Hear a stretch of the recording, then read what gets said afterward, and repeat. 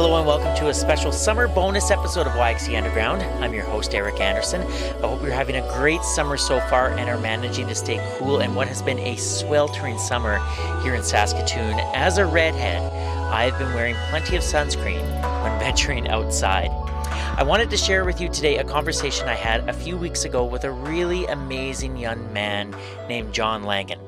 John is a member of the Canadian military and the Saskatoon Police Service, and on July 21st, he will make his debut as an author. It's a memoir entitled Iskoces Tipiskak. It is a remarkable look at his life, the role of indigenous spirituality and culture in his life, the impact of residential schools on his family, and the role indigenous peoples can play in our country's future. In the last few months, we have all been reminded of the terrible atrocities committed on Indigenous peoples across Canada. The discoveries of unmarked graves on the grounds of residential schools in Kamloops, BC, and Iskoces First Nation here in Saskatchewan are a terrible legacy of colonization that will impact Canadian society for generations to come. It's something John and I discuss in our conversation and how his book can further that conversation. John is a joy to speak with. He's charismatic, he's kind, passionate, and determined to bring about change in so many different ways. You will hear him laugh lots in our conversation, but as he explains, don't let that fool you in thinking he is not serious about his role as a leader in his community. It's simply a way he manages the trauma and pain he encounters and feels. John and I met for coffee here in Saskatoon on a Sunday morning and covered a lot of ground in just a half hour, probably because he's just so darn easy to speak with.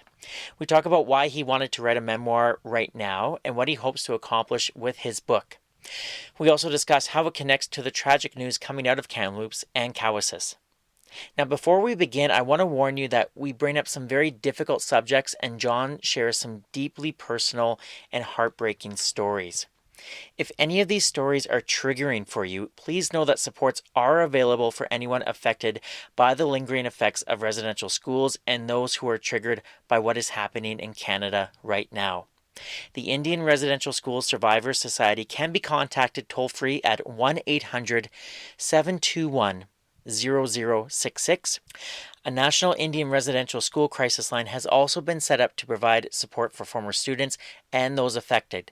You can access emotional and crisis-referred services by calling the 24-hour National Crisis Line at 1-866-925-4419.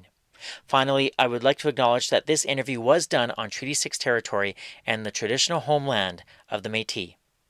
Thank you again to John for sharing his story on the podcast. So what I said in the language was hello in Cree, Soto, and Dene. Tanteo no correction. Otsenia Iskoces First Nation. Wapastem Tsigasun. Agayasemo Nitsigasun John Langan. So I said my native name is Whitehorse, Wapastem, and my English name is John Langan. Yeah. And what I do is I'm a proud father, I'm a proud husband. Though that's the main thing that I want to define me as being a person who carries on our culture, who carries on our language. But on the other side, I'm also a police officer with the Saskatoon Police Service for almost 4 years now on July 27th. And I've also been with the Canadian Armed Forces for 13 years. I think this is my 14th year. Yeah. Yeah. And you're an author. Yes, now I'm an author. Yeah. So that's kind of the thing I have to pinch myself with all this hard work that I'm doing. Yeah, I can call myself an author now, I guess. Yeah. Well, we're looking at the book right now. Can you describe the cover for me? Yeah, so back in October of last year, on Halloween, I had it in my head what I wanted to do, and what the cover is like split into three. It was the first thought that I had, but the main thing I wanted was to show how my spirituality and my identity of who I am as an Indigenous person kind of keeps me centered with everything that I do. So in the middle of it is me in my powwow regalia, and then on the left side is my police uniform, and then on the right side is my army uniform. I'm in my full fighting order, which is just kind of like what you wear into combat. So I have all those three things incorporated into one photo, and yeah, it's a very powerful photo that I got done that I had in my mind from the very beginning. Yeah, yeah. Oh, how like when you say it came to you like on Halloween of all days too, like what do you know how it came to you? Because it's a really powerful image, and I know you're not supposed to judge a book by its cover, but like it's a striking cover, John. Yeah, that's the first thing I had in my mind. Well, when people say they don't judge a book by its cover, no, people do, and that's what I had in my mind from the very beginning. And I would constantly do presentations with Canadian Armed Forces when you go recruiting, and with the Saskatoon Police Service, my son and me would do cultural presentations in the morning. And then because I wanted to share who I was, because with both of my jobs, I'm not afraid of who I am. That's the main thing that I also want to communicate is I'm proud of who I am. I'm proud from that. I'm from Treaty 4 territory. And before we get going even more, I want to acknowledge also that we're on Treaty 6 territory, also homeland of the First Nation and homeland of the Métis. Myself, I'm from Treaty 4 territory. I'm part of the Bear Clan from Iskoces First Nation. That's part of the clan system with the Ojibwe people of Canada.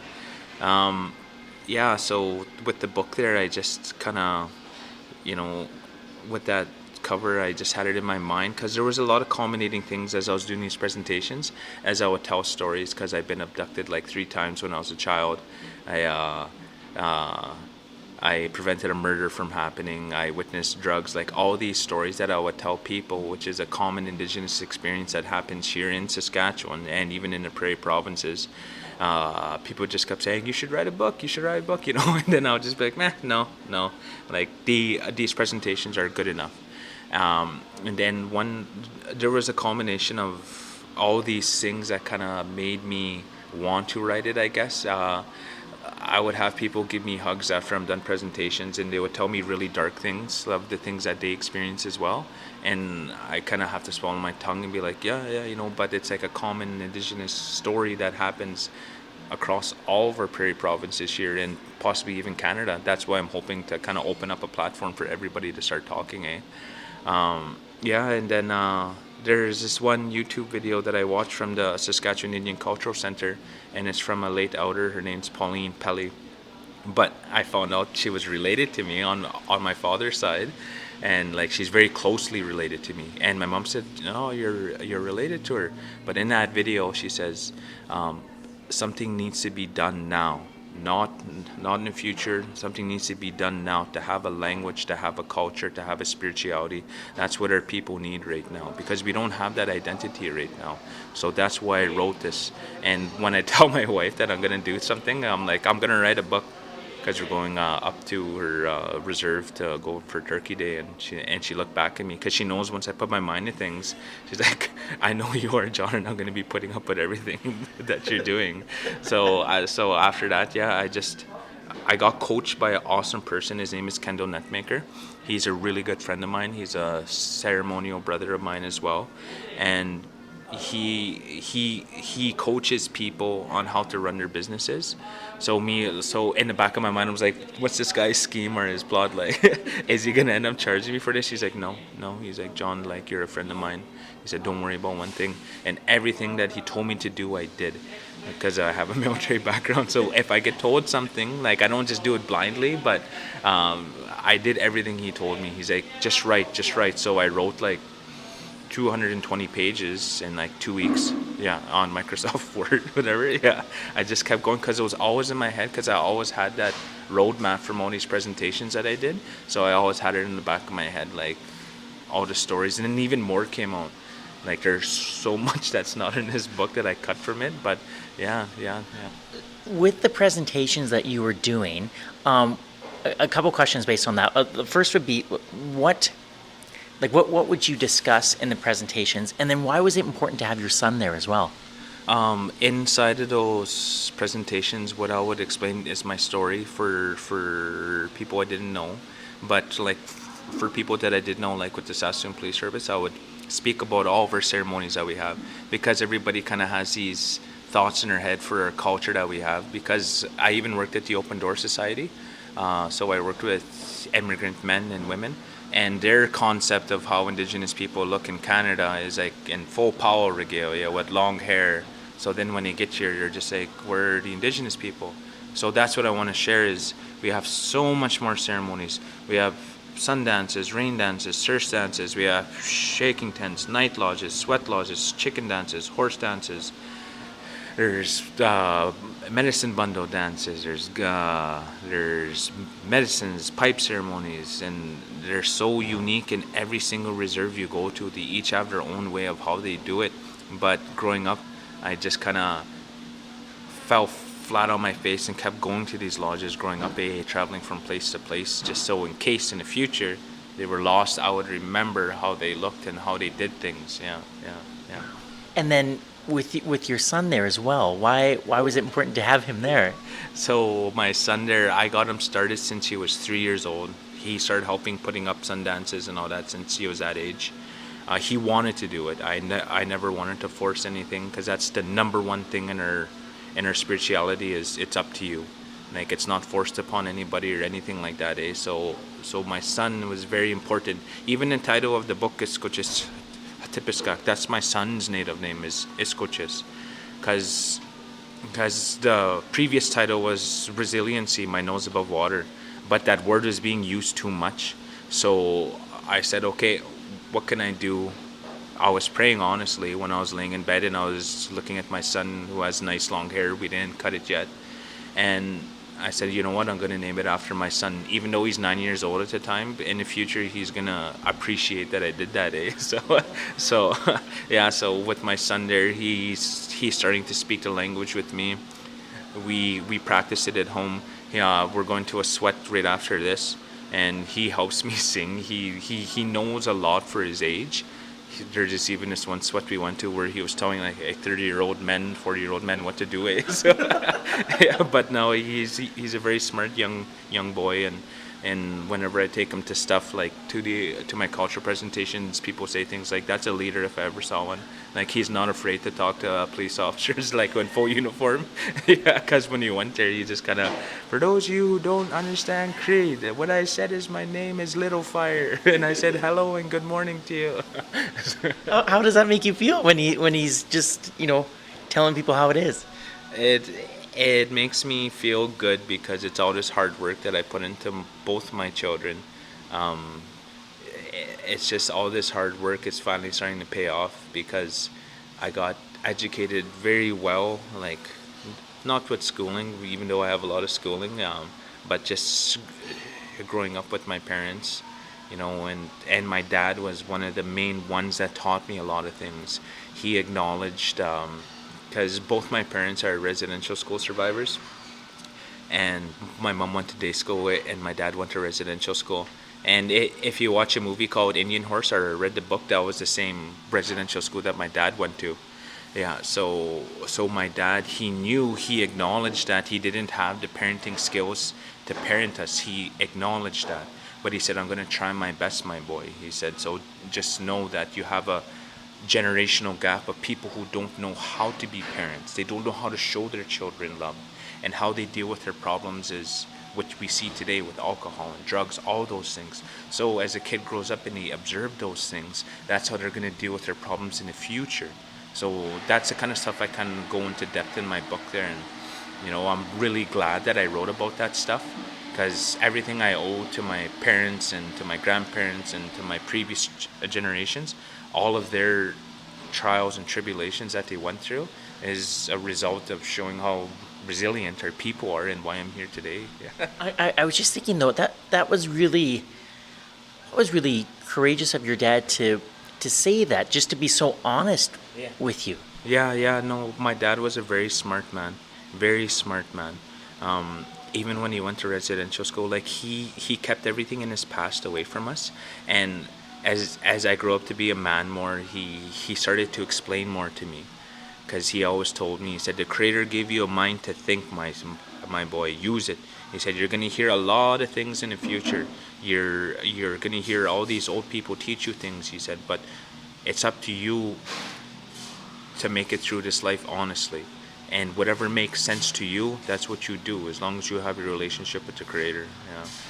When you were writing this, John, was it were there moments where it was hard to put what was in your mind and in your heart onto the screen, onto the page?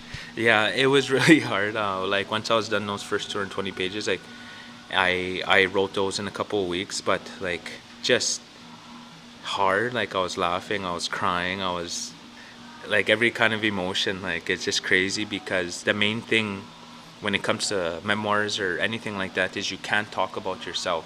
You can't just be me, I. So I acknowledge my family beforehand and their history. So I started with my mom because I come from a family of 5 boys and I'm the youngest of 5. So my mom endured a lot of domestic violence, like a lot. Because in the beginning, I lost my father to suicide when I was 4 years old, and then my dad that I'm currently talking about, I lost him 6 years ago to drug use. So all these things, like it was very hard to write, but you'll notice I'll laugh a lot, is because that's kind of how I healed from things. Like as I was working with my editor from Arizona, he was like, John, this is not a funny story, because there were stories I had where it was super violent, but me and my brothers would laugh about it, like we would laugh about these stories. And he's like, John, that's not funny to the average reader. That's not going to be funny to them. I said, but that's how we heal, like me and my brothers and my family, all the stories we went through. In my mind at the time, as I'm growing up, that's normal to me. But then as I grow up and do my job, and like when I patrol these streets and all that, I'm like, this is exactly how I grew up, and even though it's a little more or a little less, I'm like, it's normal to me, so yeah, it's been an emotional roller coaster. Yeah. John, that conversation with your editor is so interesting though, because it's like you said, that this is how you deal with things, you cope with things, but at the same time too, then you have someone like an outside reader commenting on this, like that's really interesting. Like how did you balance that as an author? Because like you want to be truthful to yourself, and yet like the editor said, like there's what's going to go through the reader's mind, like there's a lot there, John. Yeah.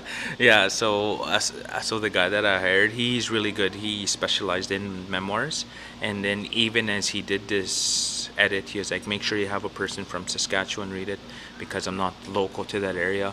Make sure you have an army person read it, make sure they go through it, make sure you have a police person read through it. So just with the kind of questions he asked, like I started to take a step back, because I thought I could bang this book out real fast, but no, there's a lot of attention and detail that you got to pay attention to. So as I went through those stories, he would help me. He would, okay, put us in your shoes, how this felt, just so you can help us understand.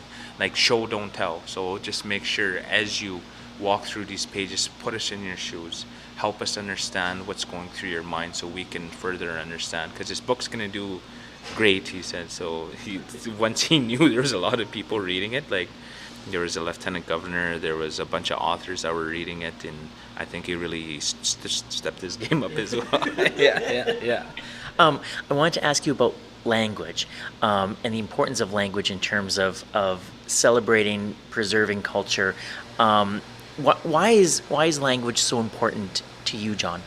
I know when it comes to English, it's so easy to speak. Like even to this day, I'm speaking language. I'm speaking English to you right now, and that just goes back to show these effects of these residential schools. And like even with my uncles, like I just thought about this last night, because I was trying to think of more things that I would say to the media and all that. And like even with my uncles, as I was trying to learn the Soto language, which is a dialect of Ojibwe, I would go and visit them, and they would flinch. So when I would ask them how to say a word, they would flinch, because when they were in residential school, they would get strapped, or else I'd have to hold their hands out and they would get hit on the fingers, and even with their culture, like when my mom was in day school, when we had our sun dances, because we use like bone whistles, so once you have about 30 to 50 people blowing at the same time, you can hear it a long ways away, So they open up the doors to the day school and they'd be like, come inside, children, they're talking to the devil. So that was ingrained in their mind, like that it's wrong. So with my uncles, they would flinch because they were so scared to speak the language, and they would acknowledge it too. They'd be like, "Oh, sorry, there, nephew. It's just in my mind to always do that. It's just like a twitch all the time, And just so many stories that my dad went through too, like him. He got a hockey stick in the summertime when he went home, because you were allowed to go home for 2 months in the summertime, And he got a hockey stick, and they had a hockey program. It is residential school in Manitoba, but he got beat black and blue with that hockey stick, because my dad's kind of a rebel because he had to get good marks to be in a hockey program and all that, so he got beat black and blue with that hockey stick, and he said that's the last day that I let a man ever beat me up. So then he left school when he was 13. He became a logger, and then from there he joined the army. Then from there he became a journeyman welder after that, and then and then he transferred all that work ethic onto me. Yeah. Is it encouraging for you though to see, like, I'm just thinking in Saskatoon, and I think of, some of the Cree language programs that are happening at, in elementary and, the grade 8 and 9 range. When you see programs like that happening, John, is that encouraging to you? Yes, it is. Like, I'm starting to see more. Even my wife was talking about some other stuff that are people starting to take it upon themselves to start teaching language. Because you got to remember, there is a lot of people, but they're in the older generation that do speak the language. But at the same time, you got to remember that they have a lot of traumas too in speaking that language. Because even my mother-in-law and my father-in-law both speak it. But I'm always talking with them, but at the same time I'm trying to be respectful. And then I learn the most going to ceremony when I see it, how it's used. Because just being anything, just seeing actions behind the language, like picking up a coffee, like those are the kind of things you kind of got to associate. Because I have all the books. I probably have every single Cree language book that was made, and even with this book I got First Nations University of Canada to go over all my Cree, so just to make sure it was right, because you have a lot of good speakers, but most of them don't know how to write it. So I'm learning how to write it down as well. So very important, because in the language it's spiritual itself. In it, there's that's like half the battle when it comes to our culture and language, and to our culture and spirituality. It's in the language. There's some concepts that you can't even put into English. Yeah, so even when I go to ceremonies and stuff, when they translate for people, it's like lying, because they're trying their best to piece everything together just to make sure that it's passed on correctly. Yeah. It's really hitting me, John, just from speaking with you. Like, would it be fair to say that you felt a lot of responsibility writing this book?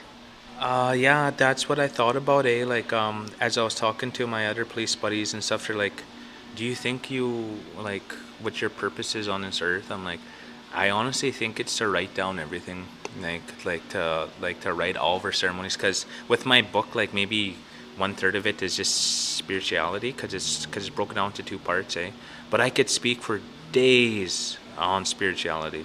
I can speak for days on our culture, our language, everything. Like, it's just non-stop, and I'm always constantly learning. The way I kind of put it is like kindergarten to university. So where I'm at right now is probably like grade 6 or 7, and there's so many people that, like, there's so much knowledge out there, so much. So I was like, okay, most of these young people don't even know how to approach an old person. They don't know how to approach a person who has knowledge. So what are we gonna do about it? So I was like, okay, people always complain about stuff, and so I'm like, what can I do about it? I'm gonna do something about it. So I was very afraid when I wrote this, because all of our old people would, like, right away an alarm goes off in their head once they hear people that write down our stuff. Yeah, because we were warned long ago that our ceremonies and stuff would be used wrong. Yeah, so that's why you kind of hear of sweats where like a person passed and said, but those were people who did not qualify or did not go through the proper steps on how to do things and how to be respectful, and so I took those into consideration before I wrote it. And before I even started this, I made sure I followed the proper protocol. I gave gifts, I made ribbon shirts, I did painting, because I paint too. I did a lot, and I went to ceremony, and I bought all these giveaways. And I know I'm kind of speaking past, but which explains in my book, I asked our spirits, or for people to understand in English, ancestors, because they come into these ceremonies and they speak to us. So I asked them, I said, I want to write a book, but I want to write down our ceremonies in it. And the answer I got was, write what's on your mind, grandchild. So from there I'm like, okay, so basically everything. So I wrote down as much as I could, and then I asked again. I said, is everything okay? They're like, yeah. So then I wrote it with my teacher. I wrote it with my many other teachers that I had, and all these old people that I thought would be against it. Like, these are people who are like well respected. In the beginning they had that alarm, but once they heard me start talking, they're like, no, this is going to be a beautiful thing. So now I have all these old people who are standing beside me, and they're so excited for it to come out. Like even my cookum from Okanese, she always wanted to do this before she passed, eh? So once I told her, once it was all done already, like she's like, John, if I could jump up, I would jump up right now. Yeah. She's like, I can't wait to read it. So she read the rough copy, and she's like, no, this is awesome, because she always thought I probably wasn't paying attention. So for all the time she was teaching me, so now it's just kind of a validation that I was paying attention to her, that I was paying attention to my other teachers, and even the most strictest elders that I thought would be against me.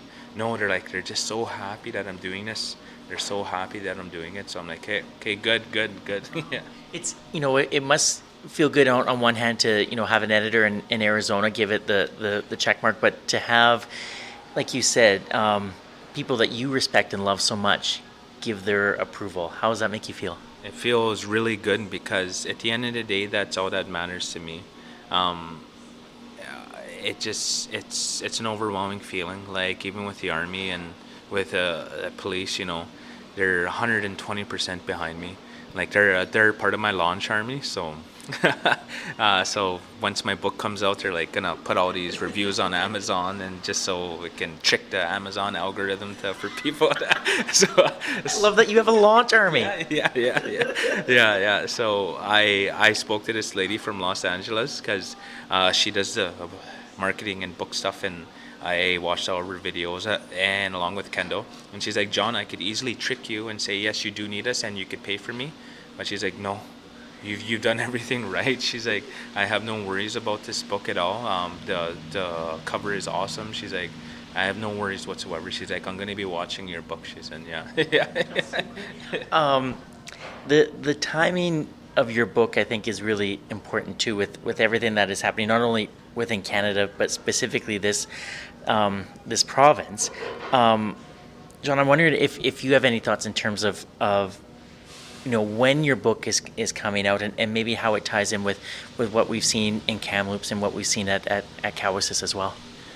So on July 21st, 2021 is when my book comes out. It times just right with everything that comes out, and I'm so happy that I wrote about residential schools. I go into detail of my parents' stories, and I received their permission as well. And I'm so happy that I wrote about it, because it's such a dark page in our history. And even as I went to university and stuff, I was like, how come there's not much more recognition to this, eh? So I'm glad that I got my university education, and I taught myself how to present myself in words.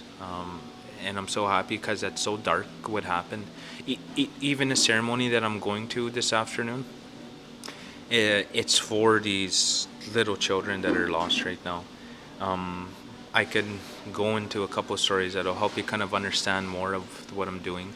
I worked part-time with the election in Saskatchewan back in 2011-12, and I would just kind of go to indigenous communities and encourage them to vote. And I would get involved with the community. So I went up to Beauval, and they were having a TRC, so the Truth and Reconciliation Commission event there for all the residential school survivors and all that. And they were having a sweat there, and I knew that old person that was running that lodge, eh? So I went in there, and I know I'm kind of speaking past to most of your listeners right now, but in that ceremony, we were on the site of where a residential school burned down, eh? And when we're in that lodge there, they said there's a bunch of children that are all around the sweat right now, and they're hungry. And there's also priests and nuns that are also around them as well. If there's anybody in here that could put on a feast for these children to help them move on to to the other side. Can anybody do that? Right away, everybody volunteered inside, eh? So we stopped to sweat it and we put on a feast right away. Came back, eh? And those children, like, you could hear them. They were just happy, eh? And then and I'm just passing on the message what happened in there. But those children were allowed to move on, but those priests and nuns that were there, they said, no, you guys stay here, because they were hungry too, eh? Yeah. So now what I'm doing this afternoon is, and I know I'm going deep, but in our culture we have little people, the Mimi Gueso, which is elves basically, if you want to put it in English, yeah. So they're like the little people. So they look after the children. They help the children. So what I'm doing is I'm putting on a sweat for them, for these little kids in residential school. So I had to get them little gifts. So I had to get like tiny little combs, and because they use small things, eh?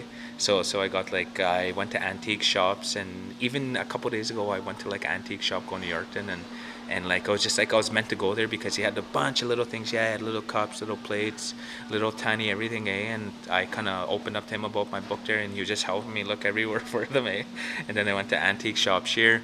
So I'm getting all those things because little people like candies, they like shiny things, they like things that are their size and all that too, eh? So I got all of that there, and I'm putting on a lodge today for them as well, just to help them go to the other side as well, eh? Yeah. Yeah. What will, so when you go this afternoon, like what? It's a really big question, John. But like, what will it mean to you, to be there and to host this? It's a big thing because I can't imagine how strong my tapanak, so that's my great grandparents, and my kukum and mushums, and my notawe, nigawe, so my mom, my dad, like all the things they went through, and even for the kids that didn't get there. And I know I'm saying something big right now, but there's a lot of things that are still hidden right now, because even as I wrote this book, there's one story that I kind of kept out of there. It's so dark, and even me, when I try laugh at stuff and all that, this is when I can't really laugh. But like, there's incinerators that are at those residential schools, and I had personal people that I knew that had to throw their babies in there. So, it means a lot, because those furnaces, they're newborn babies, and you get thrown right in there, eh?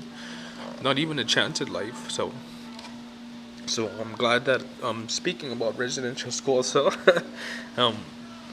yeah, there's lots of stories like that of babies being thrown into incinerators. So in light of those unmarked graves, just imagine how many got burnt up, eh? Yeah.